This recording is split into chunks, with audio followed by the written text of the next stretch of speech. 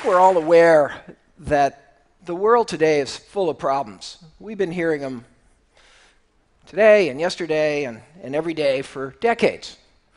Serious problems, big problems, pressing problems, poor nutrition, access to water, climate change, deforestation, lack of skills, insecurity, not enough food, not enough health care, pollution.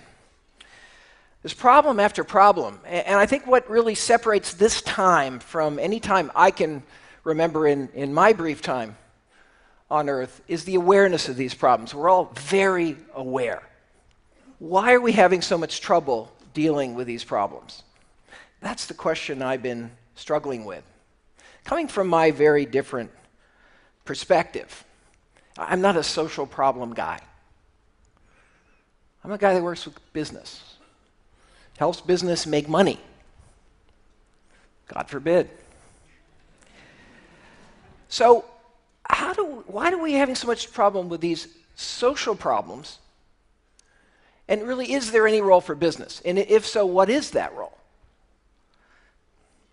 I think that in order to address that question, we have to step back and think about how we've understood and pondered both the problems and the solutions to these great social challenges that we face. Now, I think many have seen business as the problem, or at least one of the problems in many of the social challenges we face. Think of the fast food industry, the drug industry, the banking industry.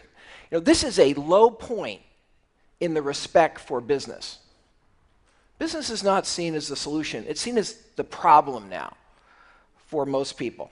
And rightly so in many cases. There's a lot of bad actors out there that have done the wrong thing, that actually have made the problem worse. So this perspective is perhaps justified. How have we tended to see the solutions to these social problems, these many issues that we face in society?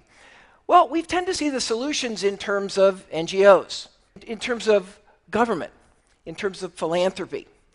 Indeed, the kind of unique organizational entity of this age is this tremendous rise of NGOs and social organizations. This is a unique new organizational form that we've seen grown up. Enormous innovation, enormous energy, enormous talent now has been mobilized through this structure to try to deal with all of these challenges. And many of us here are deeply involved in that. I'm a business school professor, but I've actually founded, I think now 4 nonprofits. Whenever I got interested and became aware of a societal problem, that was what I did, form a nonprofit. That was the way we thought about how to deal with these issues. Even a business school professor has thought about it that way. But I think at this moment, we've been at this for quite a while. We've been aware of these problems for decades. We have decades of experience with our NGOs and with our government entities, and there's an awkward reality. The awkward reality is we're not making fast enough progress. We're not winning. These problems still seem very daunting and very intractable, and any solutions we're achieving are small solutions. We're making incremental progress. What's the fundamental problem we have in dealing with these social problems? If we cut all the complexity away, we have the problem of scale. We can't scale. We can make progress, we can show benefits, we can show results, we can make things better, we're helping, we're doing better, we're doing good. We can't scale. We can't make large-scale impact on these problems. Why is that? Because we don't have the resources. And that's really clear now. And that's clearer now than it's been for decades. There's simply not enough money to deal with any of these problems at scale using the current model. There's not enough tax revenue. There's not enough philanthropic donations to deal with these problems the way we're dealing with them now. We've got to confront that reality. And the scarcity of resources for dealing with these problems is only growing, certainly in the advanced world today, with all the fiscal problems we face. So if it's fundamentally a resource problem, where are the resources in society? How are those resources really created? The resources we're going to need to deal with all these societal challenges. Well, there, I think the answer is very clear. They're in business. Why all wealth is actually created by business. Business creates wealth when it meets needs at a profit. That's how all wealth is created. It's meeting needs at a profit that leads to taxes, and that leads to incomes, and that leads to charitable donations. That's where all the resources come from.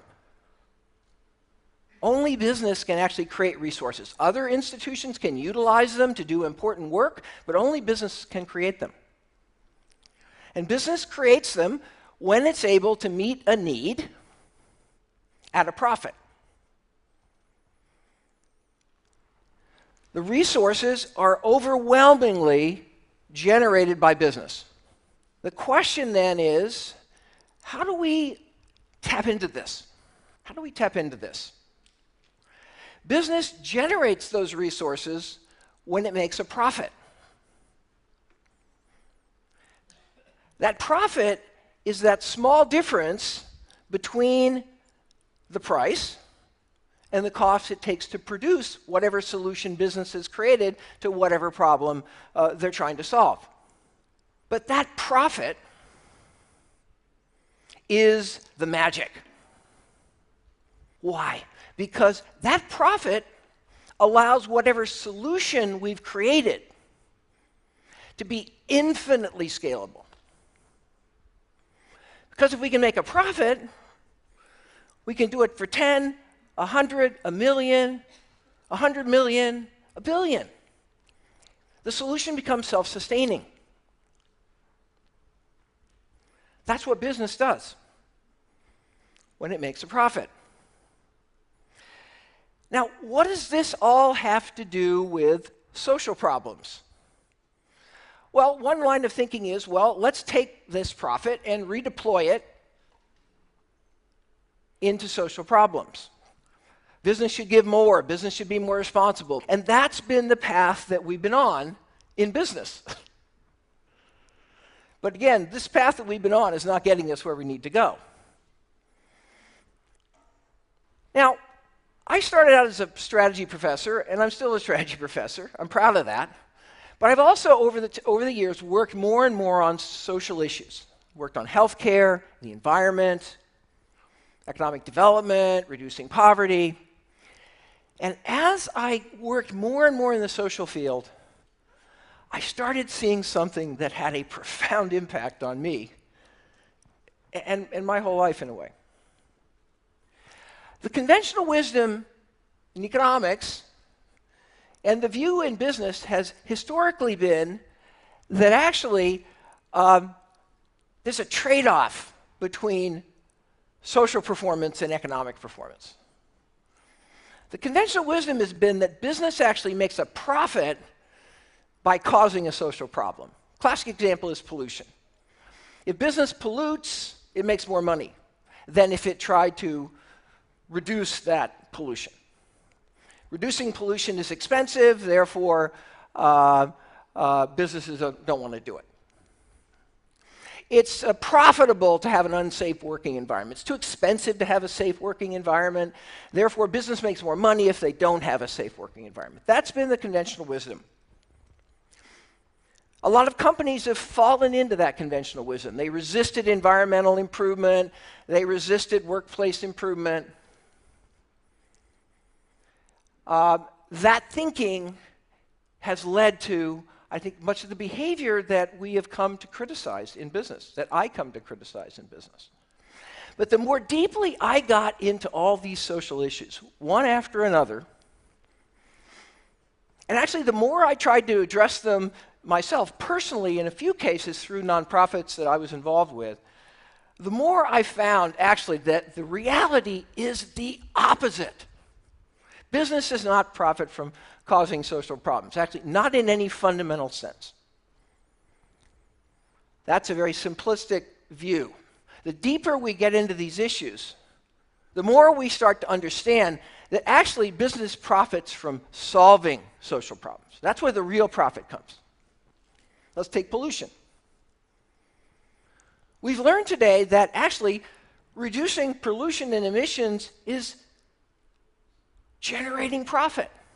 It saves money, makes the business more productive and efficient. It doesn't waste resources. Having a safer working environment actually and avoiding accidents, it makes the business more profitable because it's a sign of good processes. Accidents are expensive and costly.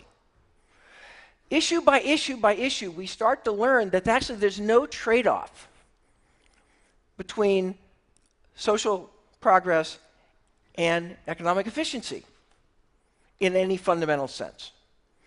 Another issue is health. I mean, what we found is actually health of employees is something that business should treasure because that health allows those employees to be more productive and come to work and not be absent. The deeper work, the new thinking on the interface between business and social problems is actually showing that there's a fundamental, deep synergy, particularly if you're not thinking in the very short run. In the very short run, you can sometimes fool yourself into thinking that there's fundamentally opposing goals. But in the long run, ultimately, we're learning in field after field that this is simply not true. So how could we tap into the power of business to address the fundamental problems that we face? Imagine if we could do that. Because if we could scale. We could tap into this enormous resource pool and this organizational capacity. And guess what? That's happening now, finally. Partly because of people like you, who've raised these issues now for year after year and decade after decade. We see organizations like Dow Chemical leading the revolution away from trans fat and saturated fat with innovative new products. This is an example of Jane Irrigation. This is a company that's brought drip irrigation technology to thousands and millions of farmers, reducing substantially the use of water. We see companies like the Brazilian forestry company, Fibreeza, that's figured out how to avoid tearing down old-growth forests and using eucalyptus and getting much more yield per hectare of pulp and making much more paper than you could make by cutting down those old trees. You see companies like Cisco that are training so far 4 million people in IT skills to actually, yes, be responsible, but help expand the opportunity to disseminate IT technology and grow the whole business. There's a fundamental opportunity for business today to impact and address these social problems, and this opportunity is the largest business opportunity we see in business. And the question is, how can we get business thinking to adapt this issue of shared value? This is what I call shared value. Addressing a social issue with a business model. That's shared value. Shared value is capitalism, but it's a higher kind of capitalism. It's capitalism as it was ultimately meant to be, meeting important needs, not incrementally competing for trivial differences in product attributes and market share. Shared value is when we can create social value and economic value simultaneously.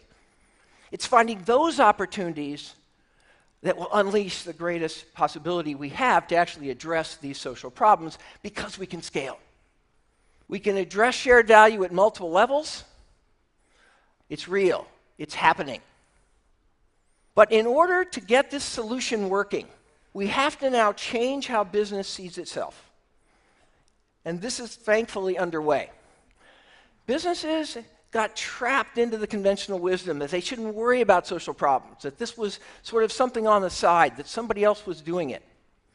We're now seeing companies embrace this idea.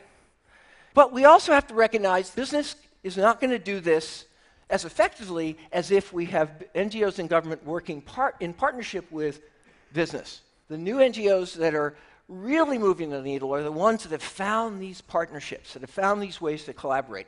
The governments that are making the most progress are the governments that have found ways to enable shared value in business, rather than see government as the only player that has to, call the shots. And government has many ways in which it can impact the willingness and the ability of companies to compete in this way. I think if we can get business seeing itself differently, and if we can get others seeing business differently, we can change the world. I know it. I'm seeing it. I'm feeling it. Young people, I think, my Harvard Business School students are getting it. If we can break down this sort of divide, this unease, this tension, this sense that we're not fundamentally collaborating here in driving these social problems, we can break this down, we finally, I think, can have solutions. Thank you.